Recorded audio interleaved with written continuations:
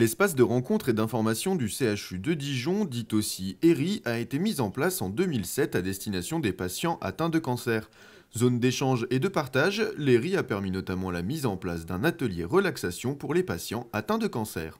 Voilà, tout à fait, parce que justement cet espace a vocation à sortir le patient de son parcours de soins et à lui ouvrir d'autres horizons de façon à ce qu'il prenne mieux les choses et qu'au niveau aussi peut-être de son moral, de son mental, les choses aillent pour le mieux.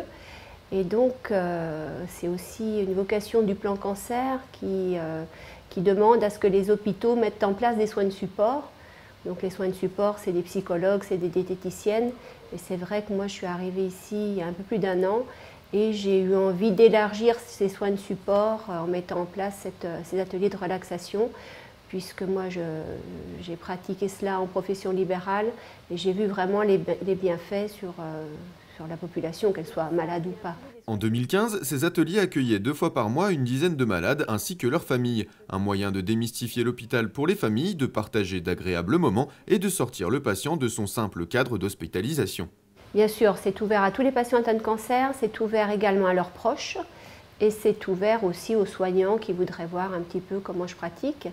Donc c'est une séance qui dure à peu près 20 minutes, qui va être de la relaxation guidée, c'est-à-dire que j'explique aux patients ce qu'ils doivent faire.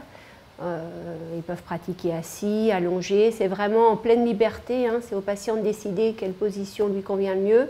Et c'est vrai que j'axe ces séances plutôt sur un travail sur le corps, la détente physique, parce que pour un patient en plus qui a eu des opérations chirurgicales, ça lui permet aussi de se réapproprier ce corps qui a subi ces opérations et réapprendre à vivre avec et à ne pas le nier, mais à se dire, ben voilà, j'ai un corps qui a pu changer, mais il est là et c'est quand même un point important. Et puis c'est aussi un support très important pour le quotidien, parce que quand on écoute sa respiration, quand on pense à une partie de son corps, on est obligatoirement dans l'instant présent. Donc quand on est dans le moment présent, on évacue pas mal de soucis et ça évite à la pensée de vagabonder et de s'inquiéter pour des choses des fois qui ne sont pas encore là. Soignants et familles peuvent aussi se joindre à ces ateliers de relaxation. Un véritable plus lorsque l'on connaît l'impact bénéfique de l'entourage sur des patients en traitement. Tout à fait, parce que ça leur permet aussi de participer à une activité commune. Je sais que j'ai une patiente qui est venue quelquefois avec son compagnon, avec leurs enfants. Donc ça permet aussi à la famille, quand la maman dit en rentrant j'ai fait ma séance de relaxation, ils ont vu en vrai ce que c'était que cette séance-là et du coup ils en ont aussi bénéficié, ont pu voir les bienfaits. C'est libre et en fin de séance, ça c'était vraiment une volonté des patients, une demande importante, c'était de pouvoir échanger entre eux.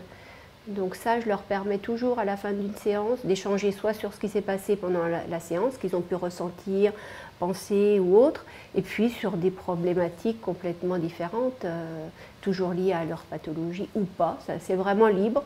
Donc ça, après, ça peut durer quelquefois 10 minutes jusqu'à plusieurs heures. C'est pleine liberté, la seule limite que je mette, c'est de faire ça dans le respect les uns des autres, en s'écoutant et en ne se coupant pas la parole, mais sinon ils ont toute l'attitude. Une réaction? Un témoignage?